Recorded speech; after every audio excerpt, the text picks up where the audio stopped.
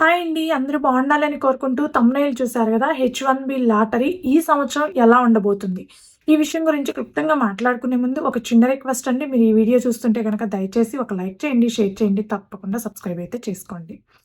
ఇప్పుడు అసలు విషయం గురించి మాట్లాడుకుందాం. 2025, 26 ఫిజికల్ ఇయర్‌కి గాను మార్చి 5 నుంచి అప్లికేషన్ రిజిస్ట్రేషన్ స్టార్ట్ అయింది.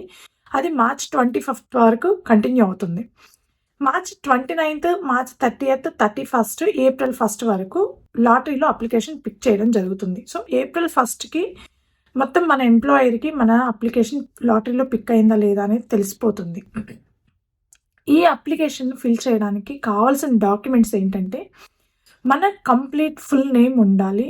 మన డేట్ ఆఫ్ బర్త్, అదేవిధంగా మనం ఏదైనా యూఎస్ డిగ్రీ ఉంటే యూఎస్ డిగ్రీ గానీ, లేదంటే ఇండియన్ డిగ్రీ ఉంటే ఇండియన్ డిగ్రీ గానీ, మనం ఏ కంట్రీ సిటిజన్స్ అయితే ఆ కంట్రీ, మన బర్త్ ప్లేసు, మన పాస్‌పోర్ట్ నెంబరు, మన రెజ్యూమ్. ఈ డీటెయిల్స్ అన్నీ కావాల్సి ఉంటుంది. ఈ డీటెయిల్స్ అన్నీ యూజువల్‌గా మనకి పాస్‌పోర్ట్‌లో ఉంటాయి కాబట్టి పాస్‌పోర్టు, అదేవిధంగా మన రెజ్యూము కంపల్సరీ ఎంప్లాయర్‌కి సబ్మిట్ చేయాల్సి ఉంటుంది. వాళ్ళు జాబ్ ఆఫర్ చేసి ఉంటారు కాబట్టి, జాబ్ ఆఫర్ చేసుంటేనే హెచ్-1బీ ప్రాసెస్ చేయగలరు కాబట్టి, ఆ జాబ్ ఆఫర్‌తో పాటు మన డిగ్రీ డీటెయిల్స్, అదేవిధంగా మన పాస్‌పోర్ట్ డీటెయిల్స్ అన్నీ ఆన్‌లైన్‌లో అప్లికేషన్ ఫిల్ చేయాల్సి ఉంటుంది యూఎస్‌సిఐఎస్ వెబ్‌సైట్‌లో.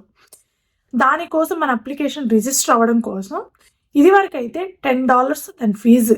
కానీ ఈ సంవత్సరం నుంచి $215 రిజిస్ట్రేషన్ ఫీజు ఉంది యూఎస్‌సిఐఎస్‌కి కట్టాల్సింది.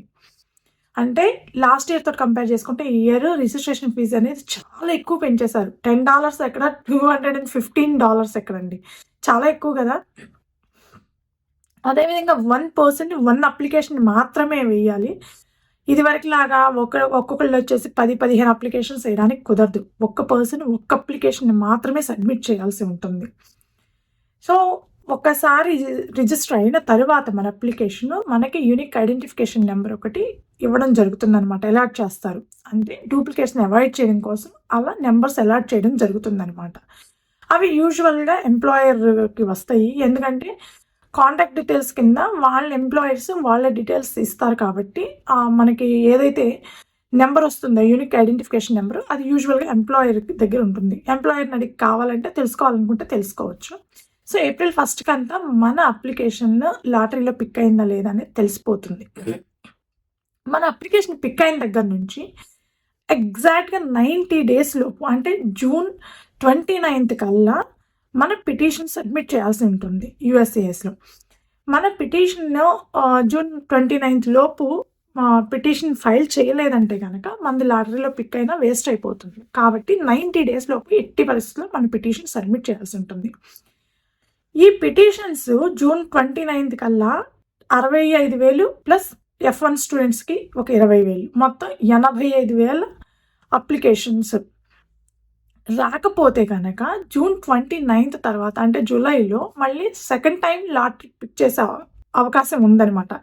మనం ఇదివరకు కోవిడ్ టైంలో అది చాలా సార్లు వినుంటాం. ఈ ఇయర్ 2 టైమ్స్ లాటరీ పిక్ చేశారు, 3 టైమ్స్ లాటరీ పిక్ చేశారంటే. దానికి కారణం ఏంటి అనంటే ఇదే. జూన్ 29 లోపు 85,000 పిటిషన్స్ సబ్మిట్ చేయకపోతే గనక సో, సరిపడినన్ని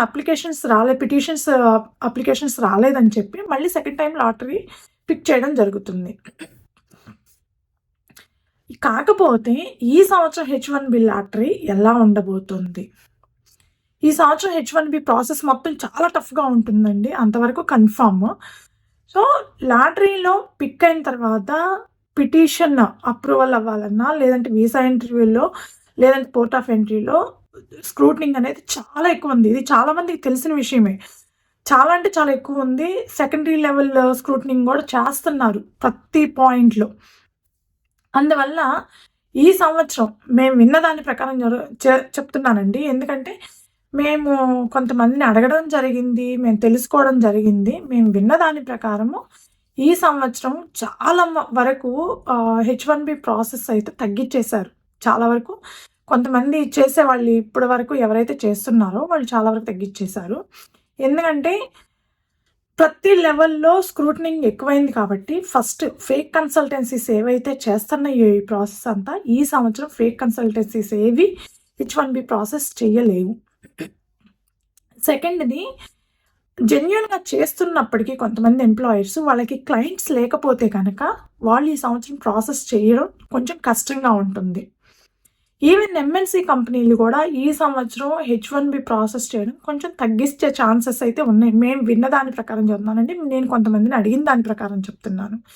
ఎందుకంటే క్లయింట్స్ కూడా చాలామంది ఒకవేళ యూఎస్ఏఎస్ వాళ్ళు కాల్ చేసి మమ్మల్ని అడిగితే మాకు ఎలాంటి సంబంధం లేదని చెప్తామని కూడా చెప్తున్నారట. అంటే ఏదైతే ఫేక్ క్లయింట్స్ కానీ లేదంటే ఫేక్ కన్సల్టెన్సీస్ కానీ ఇవన్నీ ఈ సంవత్సరం బంద్ అయిపోతాయి. చాలా వరకు వాళ్ళెవరు ప్రాసెస్ చెయ్యరు. ఆల్మోస్ట్ మేము విన్న దాని ప్రకారం 60-70% ఎవరైతే జెన్యూన్‌గా లేరో వాళ్ళందరూ ఈ సంవత్సరం ప్రాసెస్ ఆపేశారు. ఆల్మోస్ట్ ఆపేశారండి. కాబట్టి H1B పిటిషన్స్ అనేవి ఈ సంవత్సరం కొద్దిగా తగ్గే ఛాన్స్ ఉందని మా ఫీలింగ్ మాత్రమే. ఎంతవరకు తగ్గుతాయి అనేది చూడాలి. రేపు ఏప్రిల్ 1 తోటి క్లియర్ అయిపోతుంది. ఎన్ని వచ్చినాయి, ఎన్ని అప్లికేషన్స్ వచ్చినాయి అనేది. ఎందుకంటే ఇదివరకి మనం వినే ఉంటాము. H1B అప్లికేషన్స్ 7 లక్షలు, 8 లక్షలు అట్లా వచ్చినాయి అని. ఎందుకంటే ఒక్కొక్కళ్ళు 10 అప్లికేషన్స్, 15 అప్లికేషన్స్ ఇట్లా చేసేవాళ్ళు. ఇప్పుడు ఆ ఛాన్స్ లేదు. ఫస్ట్ థింగ్ ఫేక్ కన్సల్టెన్సీస్ చేసే ఛాన్స్ లేదు ఈ సంవత్సరము. That client letter, master service agreement ఇలాంటివి చాలా డాక్యుమెంట్స్ అడుగుతున్నారు. ఈవెన్ పోర్ట్ ఆఫ్ ఎంట్రీలో కూడా వాళ్ళకి డౌట్ వస్తే అటు నుంచి అటు వెనక్కే పంపించేస్తున్నారు. H1B వాళ్ళని కూడా కొత్తగా వచ్చే వాళ్ళని ఎంక్వైరీ చేసి.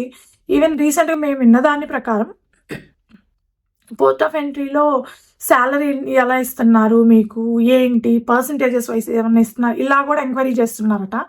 సో ఇలా ఎంక్వైరీ చేసేటప్పుడు ఆబ్వియస్‌గా ఇప్పటివరకు ఎవరైతే ప్రాసెస్ చేశారో వాళ్ళు కొంచెం స్లో అయిపోతారు. స్లో అయిపోయి లేదంటే లిమిటెడ్ అప్లికేషన్స్ వేయడం ఇలాంటివి జరుగుతూ ఉంటాయి. కాబట్టి ఈ సంవత్సరం H1B ప్రాసెస్ అనేది చాలా చాలా టఫ్‌గా ఉంది కాబట్టి అప్లికేషన్స్ కొద్దిగా తగ్గే ఛాన్స్ ఉందనేది నా ఫీలింగ్ అండి.